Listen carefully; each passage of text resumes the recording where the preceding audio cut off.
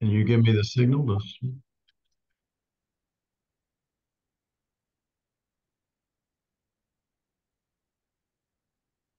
Good afternoon. I'm Jim Duff, the Executive Director of the Supreme Court Historical Society, and I'm delighted to welcome you to our virtual platform and today's program with Professor José Anderson.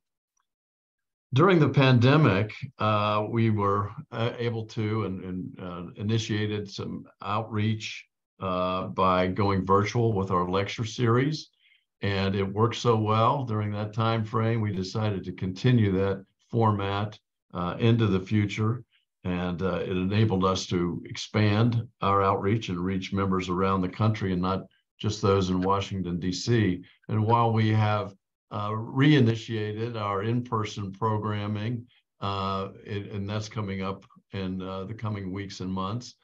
We are going to continue our virtual programming as well because we think it's worked so well, and I hope you agree with us on that. Please let us know and give us feedback about our programs. Today, our society is observing Law Day, and our guest, we are very honored to welcome Professor José Anderson. He's the Dean Joseph Curtis Professor of Law at the University of Baltimore School of Law. After graduating from the University of Maryland Francis Key Carey Law School in 1984, where he served as editor-in-chief of the Maryland Law Forum, he engaged in private practice for several years, handling various litigation matters. For nearly 10 years, he worked in the Maryland Public Defender's Office. Throughout his career, he's been involved in the trial and appeal of many high-profile cases, among them several death penalty cases in Maryland's highest court, the United States Court of Appeals for the Fourth Circuit and the Supreme Court of the United States. After years of practicing law, Professor Anderson joined the full-time faculty at the University of Baltimore School of Law. He was the founding director of the school's Center for Litigation Skills from 2000 to 2008. He received the University System of Maryland's Regents Faculty Award for Mentoring in 2006, the higher education system's highest honor, and also the Maryland Bar Foundation Award for Advancement of Unpopular Causes. He has co-authored a case book on criminal law, has written a host of scholarly articles, and was elected to the prestigious American Law Institute in 2002, which does such great work. Professor Anderson is also an affiliated faculty member at the University of Pennsylvania's Wharton School, where he's been appointed adjunct professor of legal studies and business ethics since 2003, and teaches courses on diversity and the law and business ethics. He has served as a faculty member of the National Judicial College and was the founding president of the Cole Davidson National Inn of Court Appellate Chapter in 2022. He's the author of a recently published book entitled Genius for Justice, Charles Hamilton Houston and the Reform of American Law, from which today's lecture and talk is drawn. We'll be taking questions from the audience following the lecture, and you can share your questions in the Q&A box on your Zoom window. Professor Anderson, we're delighted to have you with us today. Thank you for joining us. And now Thank you. I'm delighted to be here, celebrating Law Day, such an important occasion, and really look forward to not only a conversation, but a dialogue about one of the very interesting American legal figures, Dr. Charles Hamilton Houston. Thank you, Professor Anderson. The floor is now yours. So many of you may or may not have heard of Charles Hamilton Houston, and I will say that it's not a surprise. He has been sort of an obscure legal figure to most. Slideshow here.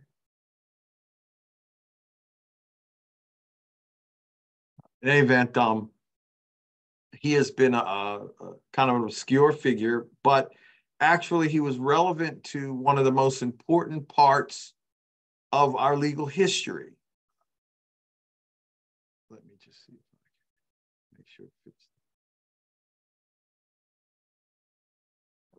We are, I think it's better. So just a little background on sort of who he was. He was a scholar, a musician, a humanitarian. He was an international traveler.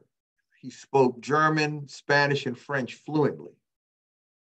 He was an Army officer during World War I in a artillery unit that was stationed in France.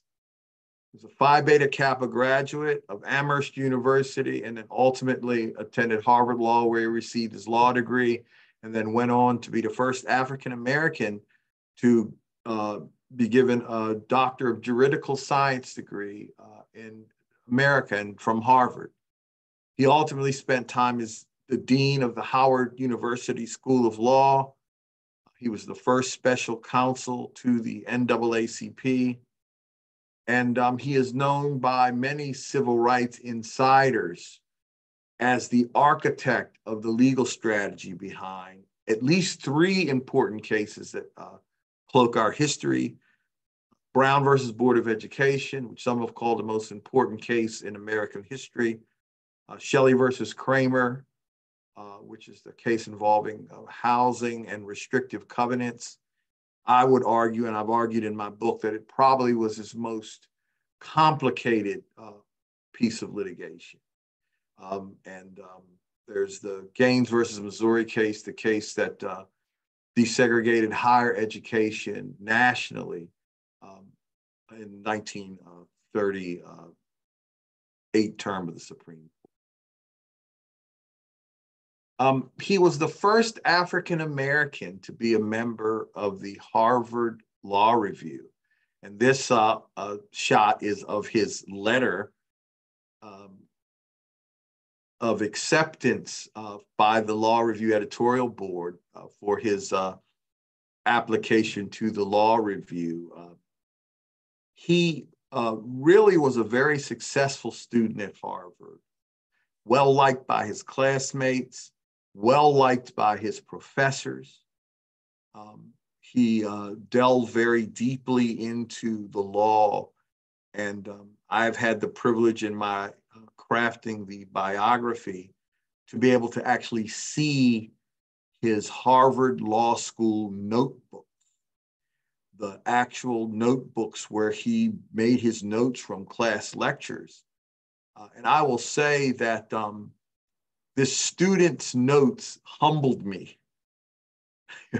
I experienced litigator and experienced law professor, and I often tell people I could only go through about 6 pages of his constitutional law notebook per hour with both Black's Law Dictionary and Webster's Dictionary of the American Language, because the complexity in which his brain worked, even as a student, caught the notice of many of his professors. And it's just a very interesting thing for people to view. I'm hoping one day that the family will make the notebooks publicly available for deeper examination. They haven't done that yet, but they've done a lot to get some of the information out about their famous relative. And this letter from the Harvard Law Review is one of those items that I was privileged to be able to have in doing my research for the book. Charles Houston actually was the son of a prosperous lawyer, a very interesting guy named W.L. Houston. William LePray Houston was a business lawyer in the District of Columbia and represented many businesses. He represented railroads and railroad unions. He actually had a branch office in Chicago because the railroad industry was really very strongly established in Chicago, Illinois. It even necessitated his having a branch office in Chicago in order that he could represent his clients. Charles Houston, after graduating from Harvard, took a couple of trips to Europe, picked up another doctorate degree at the University of Madrid in Spain in civil law, and then returned to practice in his father's law office. His career was astonishingly short, but astonishingly productive. He died in 1950 after just 25 years of practicing law, where the volume of work that he was able to produce would just boggle the mind, considering he didn't have computers. It was all typewriters and carbon paper. Some more seasoned people in the audience may remember what carbon paper was. But the point is that you had to do everything over if there was a mistake, and briefs were printed in a very expensive process, almost like printing a book every time you printed a legal brief to certainly the Supreme Court and other courts.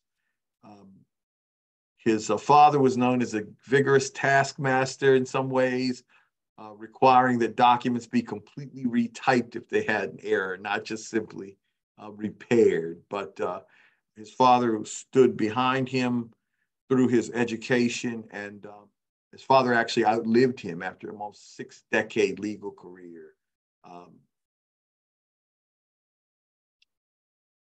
So Charles Houston probably was always going to be a teacher. When he left Amherst, he actually was teaching literature courses at Howard University for a period of time before World War I began, and he enlisted as an officer in World War I. So his teaching experience actually precedes his teaching as a law professor. He taught literature, he taught courses and assisted students in preparing them for college courses at Howard University. And at some point while he was practicing law, he began moving toward his interest in teaching. Because he was so well credentialed, Howard University, who was looking to really beef up their impact in the professional schools, had a new president, Mordecai Johnson. Mordecai Johnson was the first African-American president of Howard University. And he had a very close acquaintance with Justice Brandeis on the Supreme Court. And Justice Brandeis, who himself was very interested in the uplift of African-American communities, commented to President Johnson that the African-American lawyers needed to be better trained that come before his court. He told them to seek national accreditation and to beef up their curriculum and their faculty. And Charles Hamilton Houston got the call to be the person to do that. It was very controversial because, of course, most of the lawyers who were trained at Howard before this call to accreditation were working for the government in the daytime in Washington, D.C., and were going to law school at night, and then were practicing law after, working and going to school at night. And one of the things Charles Hamilton Houston was called upon to do was to eliminate the night school, to make it a full-time day school in order to get accreditation. And that brought quite an uproar with the alums and much of the Black legal community. But he was steadfast to say that to get better training, you have to have better students, and you have to have better faculty, and you have to have a full-time commitment to the study of law. Very controversial proposition at the time. But Justice Brandeis encouraged President Mordecai Johnson to take that step, and Charles Hamilton Houston took the reins and really pressed very hard to convert Howard University into a first-rate law school. Now, I've identified this presentation as being Charles Hamilton Houston and the Supreme Court justices he knew. They all weren't justices when he met them, but that's a really interesting part of the story. Justice Felix Frankfurter was Houston's professor at Harvard in several courses and took quite a personal interest in Houston because he was such an interesting student in terms of just his overall ability to comprehend and absorb the legal work. Felix Frankfurter, who had no children, actually in some ways embraced Houston almost like a son. He and his wife Marion would have him regularly for dinner at his home. He took an interest in mentoring him. He guided him towards the fellowship that allowed him to get the doctorate degree in civil law in Spain, something called the Sheldon Traveling Fellowship, which Frankfurter wrote a very strong letter of recommendation for Houston to get that fellowship. And he also introduced Houston to many of the connections that ended up and activities that ended up having his career to thrive. At the time that Frankfurter was at Harvard, he was actually one of the key people on the legal committee of the NAACP, the fledgling NAACP. And he certainly helped shape Houston's visibility with that organization and some of the high-profile things that Justice Frankfurter was doing as a law professor before he became a Supreme Court justice. Of course, later when Justice Frankfurter was on the court, he was unable to be directly involved in some of those activities at the American Civil Liberties Union and the NAACP. But clearly, Justice Frankfurter introduced Houston to those organizations in a sort of a very serious way. And although Houston would have been aware of the NAACP as a member of the African-American community, the legal committee lawyers who were committee lawyers who were working with the NAACP, a lot of them white lawyers, and Frankfurter got Houston involved with the work they were doing and some of their priorities. And the letter that's on the screen is a letter that Justice Frankfurter sent upon learning of Houston's death in 1950. There was a lawyer named Donald Gaines Murray in Maryland who was one of Houston's first civil rights clients, a victorious NAACP case that was in the Maryland courts. This case was also co-counseled by Thurgood Marshall, who I'll talk about a little bit later. And in this letter, one of the interesting things is that Justice Frankfurter is talking about his affection for Houston. And he not only notes that Houston's time that he spent in Spain and Rome, but described him in very glowing terms. To read a portion of the letter, later when he argued before this court, I took pride in the excellence of his advocacy. That's quite a statement from such a historic justice who had mentored Charles Houston from a student. And I just thought that was an interesting way for him to respond to those who were trying to set up a scholarship fund for his son, Charles Hamilton Houston Jr., who was 7 years old when his father died. I'm very honored and privileged that working with Charles Hamilton Houston Jr., who himself was a historian and a historical scholar, Charles Hamilton Houston's son actually wrote the foreword to this book. And so that was helped be the glue to put together some of the places and spaces where we were able to look, and we researched archives together. We brought material and compared it to other material other authors have had that have worked on Houston's legacy. So it was just a special pleasure to be able to work with the son of the legendary father, to be able to put together something that introduced this hidden figure to the world. Another very interesting justice to which Houston had very close affiliation was Justice Hugo Black. Now, often when Hugo Black is mentioned to people, there always is a footnote that early in his legal practice in Alabama, that he had been a member of the Ku Klux Klan. It's quite clear that he did have membership in that organization. Some people have noted that he was a member of the Klan to get legal business, because many of the people in Alabama, this was an organization that touched a lot of people.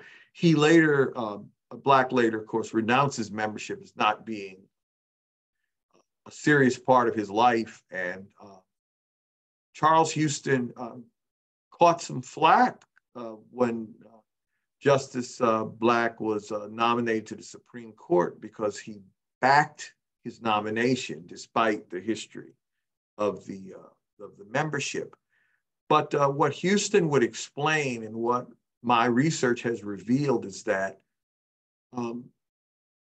Houston and Hugo Black worked secretly on education reforms for poor children, both Black and white, when Black was serving political roles in Alabama.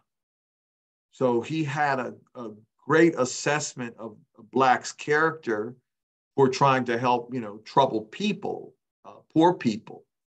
And he was steadfast in saying, well, I mean, everyone, maybe he has a past, but I know the man as a person of integrity who cares about poor Black children, poor white children, and that he worked with me on things that show his character as being someone who is appropriate to be on the court. And he even was at odds with the NAACP, who had quarrel with Black being appointed. And Houston was loyal to his endorsement of Justice Black. Of course, Justice Black has a legacy on the court of caring about issues regarding criminal justice, other points of fundamental fairness in the criminal procedure realm. And this would be consistent with what it is Charles Houston thought is part of why Hugo Black would be an appropriate member of the Supreme Court. Another justice on the Supreme Court and would be Justice Tom Clark, who was a former U.S. Attorney General of the United States before coming onto the court. So the famous racial covenant case of Shelley versus Kramer, this was the first time the United States government actually submitted an amicus brief on behalf of a civil rights case. And under the leadership of Justice Tom Clark, the brief that was submitted by the U.S. government, I think, was a key factor in the strong decision to reject racially restrictive covenants. What's been interesting in my historical study of Justice Clark is that he actually appeared at Bar Association meetings, one particular organization, the National Bar Association, which was where African-American lawyers convened and met. During the middle of the last century, they were not permitted to be members of the American Bar Association. And so they had formed an association of their own, and among those founders was Charles Hamilton Houston. But they invited Supreme Court justices to speak at their continuing legal education programs and so forth. And although I'm still digging around to find any kind of transcription of meeting remarks by Justice Tom Clark, then Attorney General Tom Clark. He was actually a speaker at many of the meetings where many of the lawyers who were litigating the Shelley versus Kramer case were convened. I mean, they were in the room having dinner, and these topics were on the agenda, which is an exceedingly interesting perspective on how connected Justice Clark was to those issues pre-litigation. And of course, he went on to the Supreme Court and became part of many focused cases expanding the Bill of Rights. And certainly Charlie Houston being one of the best lawyers to bring such cases before the court, their connection goes from the legal practices as a lawyer of Tom Clark and then moves on to the advocacy of the Shelley versus Kramer case. And then, of course, Justice Clark becomes Justice Clark and carries many of those civil rights focused perspectives to his opinions in the court. And that connection with Charles Houston, though not as long as that of Felix Frankfurter, certainly had a huge impact on the country dealing with racial issues that came before the Supreme Court. So Justice William O. Douglas, another exceedingly interesting member of the Supreme Court, the longest serving justice in American history, recounts Charles Houston's arguments before the court. So this would be the peak of Houston's advocacy before the court, while William Douglas is sitting on the court. And there are two cases, companion cases from the 1940s. The Steele case, it's a labor case that deals with discrimination in railroading. The union who represented the Black railroad workers actually gave the jobs to white union members that were intended for African-American union members. And Charles Hamilton Houston fought that vigorously. In two cases that came before the court in 1944, Justice Douglas commented about the advocacy of Houston before that court. And called him, one of the best advocates that had ever appeared before his court. So the longest-serving Supreme Court justice, decades after Houston died, it was in 1980 that he made these remarks, about 1980 or so, that he said that Charles Houston was one of the finest lawyers to ever argue a case before the Supreme Court. So that's certainly noteworthy. And then there's Justice Oliver Wendell Holmes. And again, iconic member of the Supreme Court, also a Harvard professor. He predates Houston's matriculation at Harvard, and Holmes' legal career ends really before Houston had his major victories and his major national visibility as a Supreme Court advocate. But a curious thing that I discovered during my research, Charles Hamilton Houston, is that he was a fan of Oliver Wendell Holmes in sort of one of the most profound ways. Well, first of all, Holmes brings legal realism, into the decision-making process. And I think it's pretty clear that Holmes had a close affiliation with Frankfurter and the legal realism movement.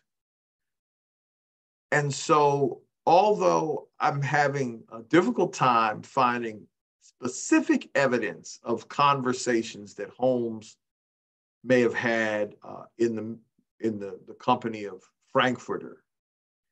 It's very likely that they happened because Charles Hampton Houston in his law office has an inscribed a portrait of Justice Holmes to Charles Houston from Oliver Wendell Holmes. And it stayed in the law firm library. And that was the place where Houston most often was found working late into the night. And because of his appreciation for Holmes and how valuable the portrait was to him during the cold weather in Washington, D.C. during the heating season. So those old brownstones, had radiator heating, right? Steam heating that was generated. And some of you may still have them in some of the more classic places where you might live. He would have his father, when he wasn't present, when he was in New York working for the NAACP, actually remove Holmes' portrait and have it put in dry storage so that no damage would come to it from the radiator heating. He didn't want anything to happen to the portrait. And it's really kind of interesting to read the letters that he sent to his father in the midst of all this other legal business, saying, by the way, get the portrait down from near the radiator and store it where it won't be damaged during the cold weather. Also, there's a lot of appreciation for some of Holmes' practical theories of legal analysis in much of Houston's internal memos. He obviously was a student of the approaches that Holmes had taken to some of the judicial cases that he had decided. And so that I find that to be very interesting, and I'm still, hopeful to come across more information of that connection. Most of what these gentlemen did was probably in very close quarters and wasn't with a court reporter nearby. But the evidence that they interacted with each other is pretty severe when you look at how sort of these things resulted. And finally, there's Thurgood Marshall. Okay, so Thurgood Marshall, a great lawyer and justice on the Supreme Court, was an understudy to Charles Hampton Houston in one of the most direct ways. He was certainly Houston's favorite working partner during his entire life. He was part of the first class that was full-time day at Howard Law School. Thurgood graduated first in that class. Charlie Houston also flunked out 30 students in that class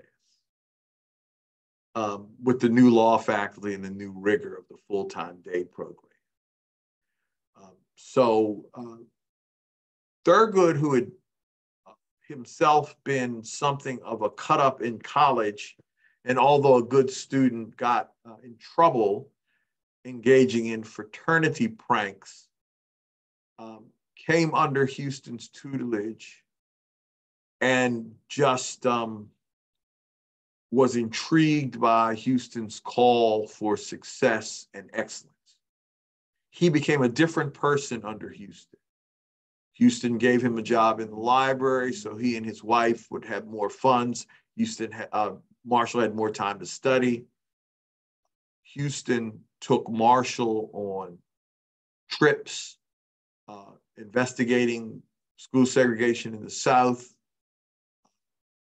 took him to trials of important cases that he was conducting across the country, even as a law student. And so Thurgood Marshall always tried to give Charles Houston credit, suggesting that I can't carry this man's briefcase. I mean, Thurgood Marshall did not was not very complimentary of very many lawyers, but he revered Houston. So my interest in Houston was always, boy, as good as Thurgood was, almost 30 Supreme Court victories. We can see a lot of his advocacy. Thurgood believed that Charles Houston was very superior to him in every way. And so that's certainly interesting. And of course, the famous quote that we often see affiliated with Houston: a lawyer is either a social engineer or a parasite on society.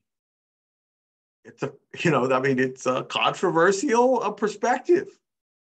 But I think that Houston's life example is that a lawyer should be available to change things. And then certainly he was trying to build lawyers who were up for that. And so Thurgood Marshall was certainly his best student and most impactful student.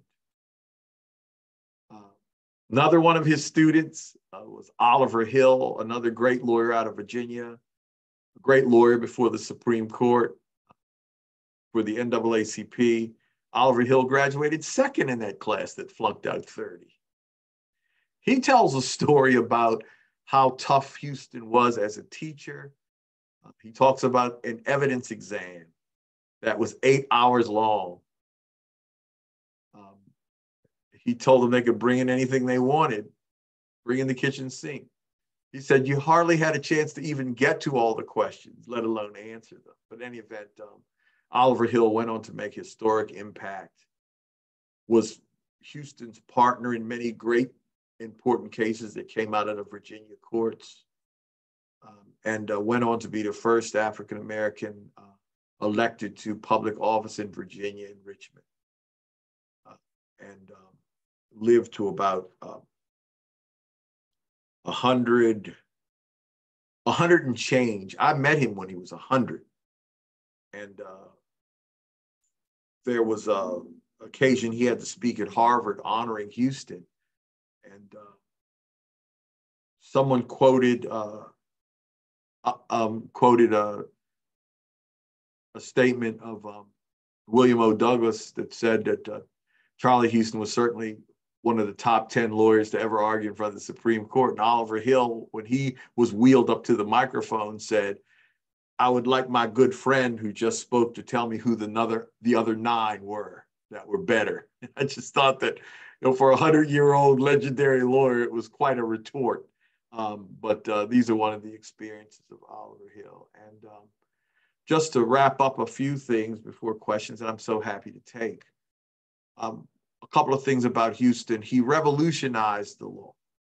He didn't simply just build precedent, but he was looking to revolutionize law and legal education. He felt like law could be so much more than it was.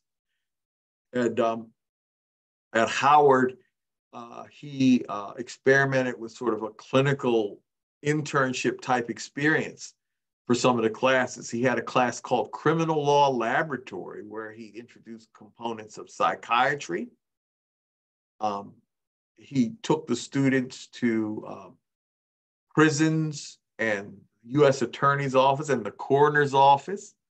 There's a famous story that Thurgood Marshall tells on himself, that when Houston took the students to the coroner's office, while the coroner was performing an autopsy, as the coroner began, Thurgood fainted dead in the floor while the autopsy was occurring.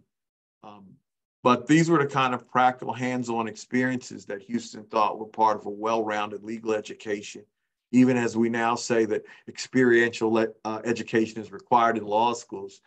Charlie Houston was doing this in the late 20s and early 30s at Howard. He was a great, diligent preparer. He encouraged students to dig deeper in their research. You plan twice, you map out your case. When you reach 2 possibilities, assume 2 others. He was very rigorous in his analysis. And he made the point that you're going to be battling very good lawyers in these cases. Maybe the courts are reluctant to go along with it, but Charlie Houston always tried to have them think of the whole lawyering package. And one of my favorite Charlie Houston quotes is, "Lose your temper, lose your case." And, you know, I think it's one of those lessons I still teach my students, because I do recognize that you can't afford to get angry and lose focus on the hard work of the lawyering that you have to do. Finally, Thurgood brings a lot of humanity to Charlie Houston. A lot of the writings about him, some spectacular work that's been done by biographer Richard Kluger and others, show a pretty harsh and vigorous side to Charlie Houston, and I cannot deny that he was quite vigorous, but he also had a personality that really was quite engaging. Thurgood here talks about, if he came to see you, by the time he left a couple of days, you had a letter from him, and that he'd remember your names of your children and your dog. And you know, Thurgood was certainly a great storyteller, and maybe in some ways a bit of a master of overstatement to make a point. But I have to tell you, I've seen the letters. I have seen hundreds and hundreds of letters where he is writing to those he's been affiliated with in the law in a very close, personal way. There are white Southern judges who Charlie Houston's writing letters when he's heard that their wife has passed away, or when their child has been in a tragic boating accident. How he kept up with this stuff, I do not know, but this was just part of the character of how he operated every day. And those letters are quite enlightening. And with that, I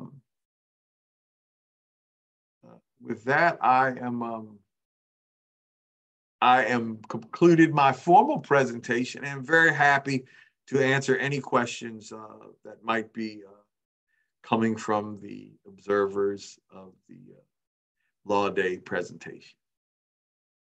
Thank you so much, Professor Anderson. It was enlightening and informative, very interesting. As we get questions from our audience, I'll begin with a couple of my own. Where are all the papers now that you had access? Does the family still own them? Yeah, there's a little bit everywhere. Family has a collection of things that they had offered me to review, but there is a set of papers at the Smithsonian under the father's name, the Edward LaPrey Houston collection, which is a very good collection. The NAACP papers has lots of the correspondence, and of course, those are more easily accessed through libraries, and there's quite a lot of them, but they certainly are worth the time and the specific subject matter. Harvard has some of the papers. I think the family's view is that they spread it around, and of course, Howard University, Moreland Spingarn Research Center has a share of the papers. So there is a lot of information available. And, you know, I'm hopeful that some newer professors take on pieces of this. His exhaustive amount of work just is going to take a long time for people to sort through. It's very interesting. I did what I could, but it's like he operated faster than everyone else.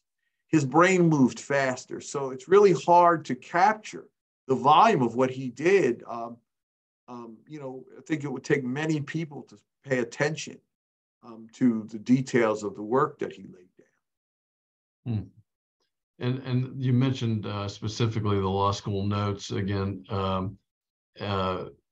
Does the family have those, or Yes. are those at Harvard? The family has them. Occasionally, they will lend them to a law school for display, not for review, but for display. I was privileged to be able to review them.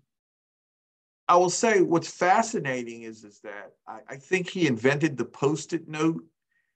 He had fountain pen, multicolor, 6 or 7 different colors. He was writing into margins. He was asking questions in the margins. I don't know whether they were from classmates or from the professor or coming out of his own head as he detailed the cases that he was reviewing. He had fold out charts in the notebook. The constitutional law notebook, and I talk about this in my book, is like a 400-page behemoth. It's like a counting binder, the sewn in pages. Yes. And it's completely full with what he's writing through the fountain pen and the questions that he's asking, and the dialogue he's having in his own head, and of course, 4 or 5 colors of fountain pen and the fold-out charts and these review notes as he's taking notes about the cases that he's read from the case book.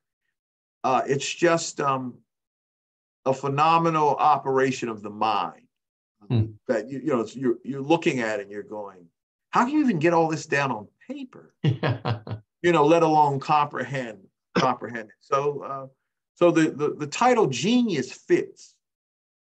Most people who encountered him, even those who were opposing him, did not quarrel with the fact that he had a top grade legal mind. Oh, fascinating. Did Howard close the night evening program? Is it both now, or you mentioned it's closed? It is not. It is a full-time day law school, and in fact,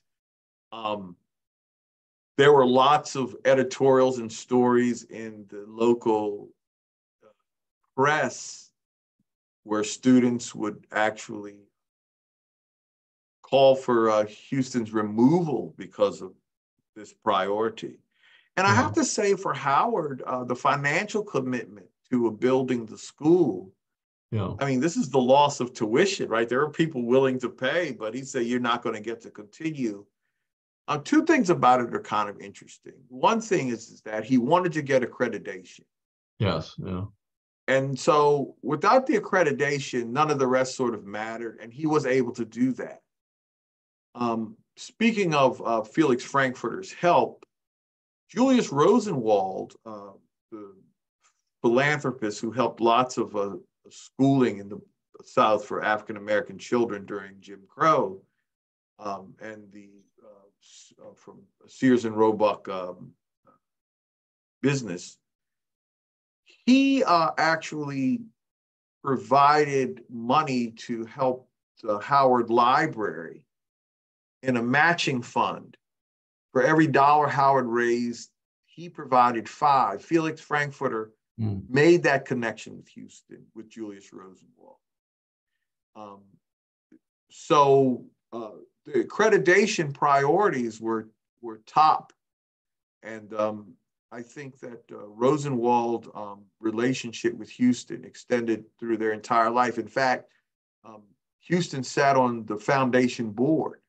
Even as he was fighting Jim Crow with the Brown strategy, he was actually helping to get money to Southern schools through the Rosenwald Foundation. These are things that, you just stumble across as you look at how he is corresponding to keep a lot of these priorities going. Well, I attended law school at night at Georgetown, and so I have an affinity for the night program. So I was sort of sad to learn that it was an accreditation question. But I wonder, well, I guess Georgetown had a day program as well. I think one of the under-examined issues with Houston trying to recruit sort of this new generation of lawyers, he really wanted courageous young lawyers who are willing to go to the South and fight this really difficult battle. He believed that the night school trained lawyers might be able to compete over business in DC and earn some more extra money, but he wanted warriors that really were going to go in the South and do battle with segregationist public officials. He thought that the older lawyers, what few older Black lawyers there might have been in the South, were going to be accommodationist to the Jim Crow architecture. He didn't think they had what it took to change things in the South in the way that it needed to be changed. So his commitment to building a new kind of lawyer was very real. He understood what it was he was going to be up against and what they were going to be up against. And so I think on the one hand, accreditation, but on the other hand, if we're going to have only a handful of great students, they should be the kind that are willing to go south and do battle. And that was true. I mean, Oliver Hill went back to Virginia and changed Virginia, you know, he was committed to it. There were others that went back, but it wasn't very many. But yeah, he caught a lot of flack for shifting the evening program. Yeah, well, interesting. You mentioned that the Justice Douglas and the Steele seizure cases. Was there a specific connection between the two? That did he have involvement in those? It's a great question. I think that the three provocateurs, right, of what ultimately became Brown 1 and Brown 2 were Hugo Black, Felix Frankfurter, and William O. Douglas. I think that they had intellectual disagreements over what to do about segregation and how quickly to move.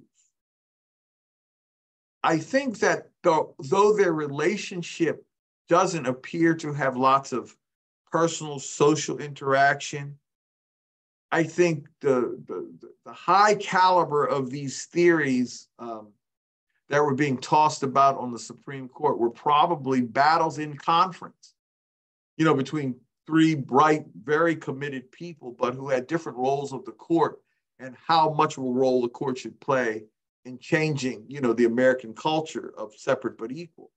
So, so it would be great somehow to discover the Rosetta Stone of the language, all deliberate speed, how it ended up in the Brown opinion. Yeah. But I know where it came from. It actually came from Oliver Wendell Holmes' opinion many decades earlier. And of course, the relationship between Holmes' intellectual discussions and Frankfurter. Frankfurter is attributed to have placed that statement in the case. Some say booby-trapped the case. Black thought you're going to desegregate, you should desegregate, as did William O. Douglas. And Frankfurter was worried about the integrity of the court. Great book about Frankfurter written by Brad Snyder recently kind of delves into some of the contentiousness of the views of these judicial philosophies of these justices. Clearly means that they were spending a lot of time thinking about these very difficult questions, which Houston had placed before the court that survived discussion even after he died. He began the Bowling versus Sharp case, which was the DC Jim Crow case. And it was the template for the other cases going forward, but the questions were the ones that he had generated going back into the 1930s. And so Thurgood just followed through with those, and those same justices were pivotal to these battles going on as the cases were being litigated. So I think there's much more to be seen if we could find, you know, pour over the memoranda, what we could, you know, someone could really break apart where these themes were battled about. It would be interesting to see whether or not it was just the intellectual battle, or whether there were off-the-record conversations with justices and with the lawyers in other settings. That leads to one of the questions from our audience. With fewer people writing letters, how do you imagine that biographers will be able to get this type of personal insight about historical figures? Such a great question. I would say that everybody who is affiliated with anyone who is, you know, connected with some historical event, they need to start scouring the shoe boxes for any kind of letters that exist. Your that's an excellent point.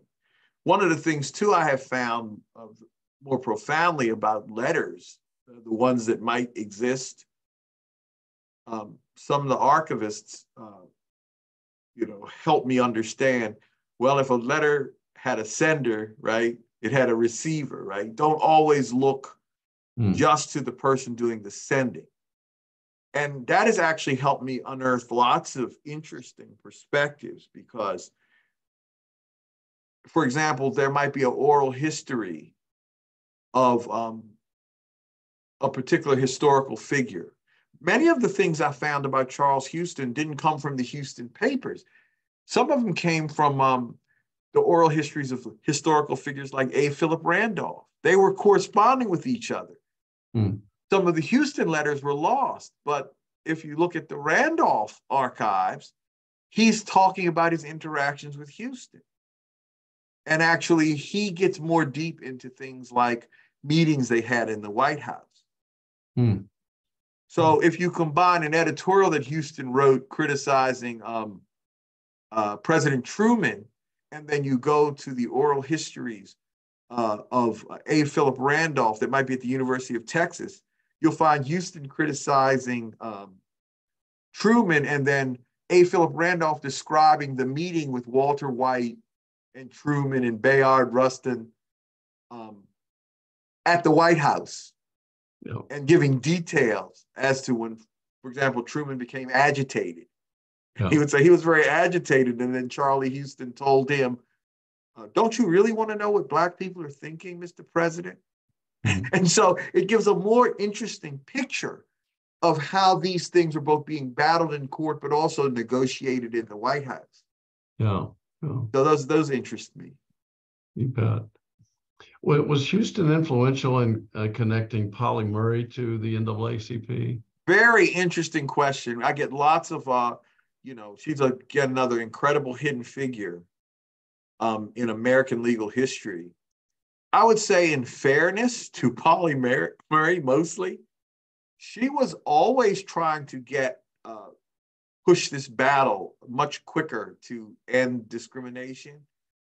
And both Houston and Houston's mentees who were, for example, working with him on cases in North Carolina, which was Polly Murray's home, kind of pumped the brakes on her a little bit. She really was the more assertive, certainly did the greatest study of segregated statutes in American history. I mean, her work is phenomenal. But she also wanted to be advocate and test plaintiff. And I think that, she wasn't really greatly encouraged, by the core Brown team to press as hard and as far as she did. Good news is that didn't discourage her from continuing to press hard, So ultimately, I think it could have been that there could have been some other outcomes if she had been listened to a little bit more. But I think that her persistence still, it worked out to get to some of the spaces. Although I will say that she didn't get the warmest welcome for the way she was willing to make herself a plaintiff or inject into some of these cases that were being, formulated. And so it's a very fair point regarding how she should be remembered and how it might have been different had she been listened to in much more detail. Last question, and thank you so much for this, but are you aware of the Charles Hamilton Houston Law Clinic at Harvard Law that was established by the late Charles Ogletree? Yes, I was with the family when it was established. It's an incredibly wonderful program, and they have done, the center has done incredible work and hope that it continues. I know Justice Kagan, when she was Dean of Harvard Law School, took the name of the Charles Hamilton Houston Professor of Law during her deanship as being reflective of his importance. And of course, she being a law clerk of Thurgood Marshall, I know how special that designation was for her, because of course she would have heard all the Charlie Houston stories as Thurgood's law clerk. And I think that was a particular tip of the cap an extraordinary tribute to Charles Hamilton Houston, and I was glad to be there with the family to see that. That's great. That's wonderful. Well, Professor Anderson, we are delighted you joined us today, and it's a fascinating discussion. We thank you very much for it. I would say that copies of Genius for Justice are available in our gift shop at www.supremecourtgifts.org.